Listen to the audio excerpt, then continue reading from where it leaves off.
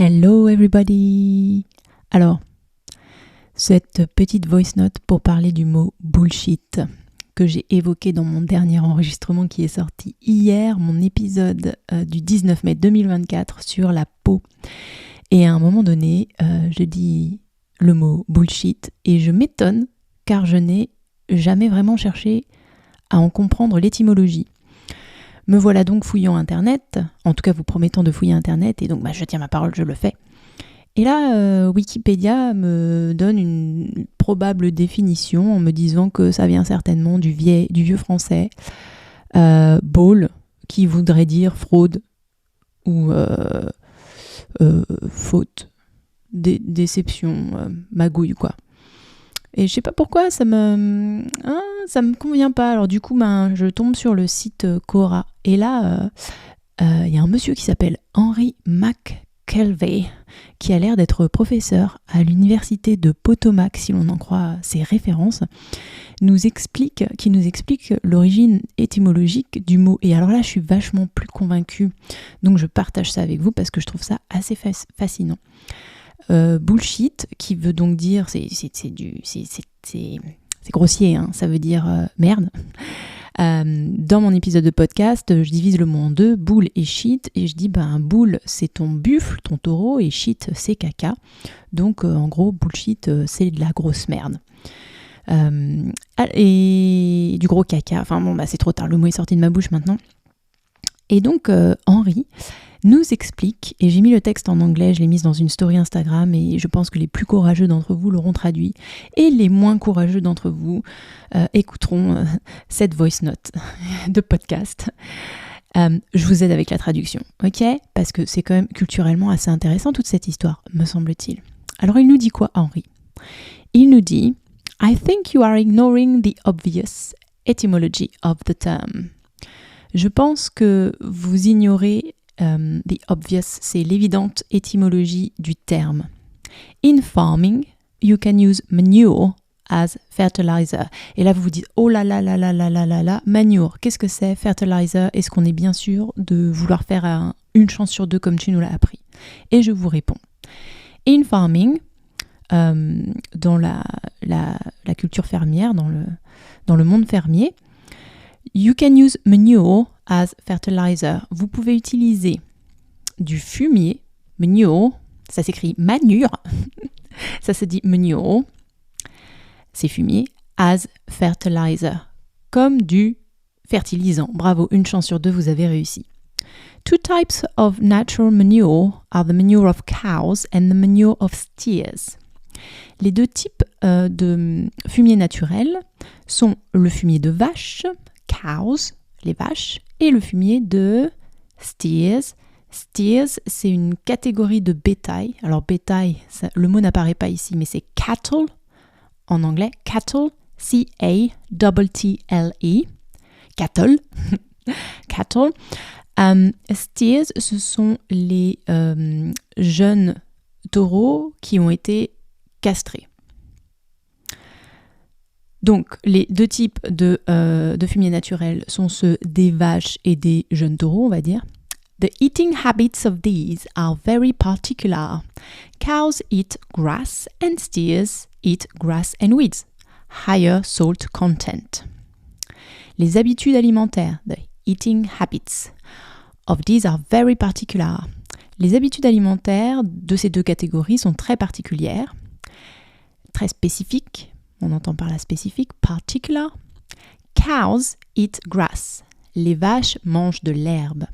And steers eat grass and weeds. Et les jeunes taureaux castrés mangent de l'herbe et weeds, c'est l'équivalent de mauvaises herbes, ce que nous on appelle mauvaises herbes. Higher salt content. Donc ça c'est entre parenthèses. In brackets, les parenthèses, plus élevé en sel. Salt, c'est le sel. This leads to the obvious conclusion of cow manure is an excellent fertilizer, while steer manure contains wheat seeds and high salt content, not so good fertilizer. This leads to the obvious conclusion. Cela nous entraîne vers la conclusion évidente of cow manure is an excellent fertilizer, que le fumier de vache est un excellent fertiliseur, tandis que steer manure contains wheat seeds and high salt content. Le fumier de jeunes taureaux castrés contient des graines de mauvaises herbes and high salt content et un contenu hautement salé. In brackets, entre parenthèses, not so good fertilizer. Pas très bon en tant que fertiliseur. In the old days, when selling manure, shady shite sellers would mix cow and bull manure, sold by the pound. In the old days, dans les temps anciens, dans les vieux jours, when selling manure, quand ils vendaient du fumier, shady shite sellers. Shady, ça vient du mot shade. Shade, c'est l'ombre.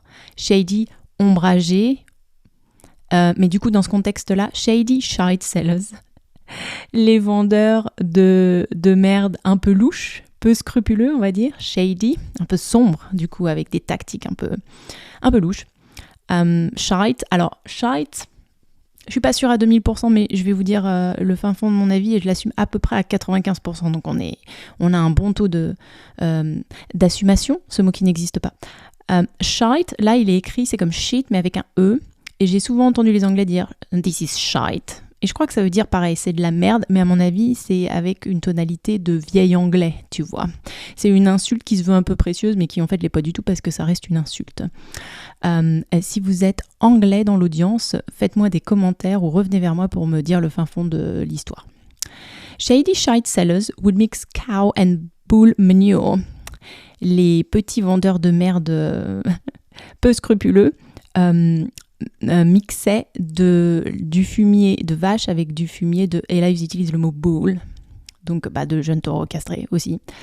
Sold by the pound, vendu par le pound. Donc le pound, c'est l'unité de mesure pour peser chez les Anglais. C'est pas nécessairement le système de kilogrammes comme nous. Le pound, c'est environ, je veux pas vous dire de bêtises, mais je crois de mémoire que c'est 454 grammes. Ok, donc c'est à peu près un demi-kilo. À peu près, un pound égale un demi-kilo.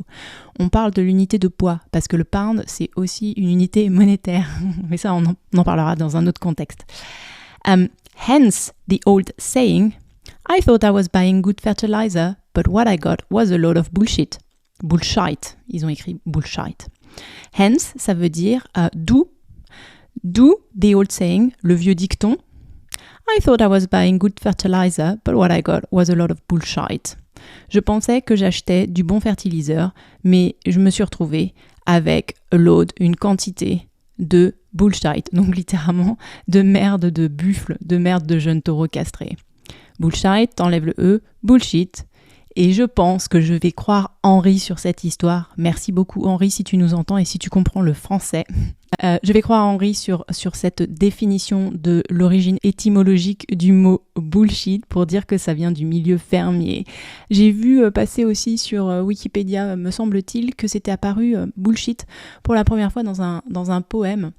Il y a à peu près 150 ans. On est dans du vocabulaire assez récent, mais je veux bien croire du coup Henri qui nous dit que ça vient du milieu fermier. Ça me semble faire tout son sens.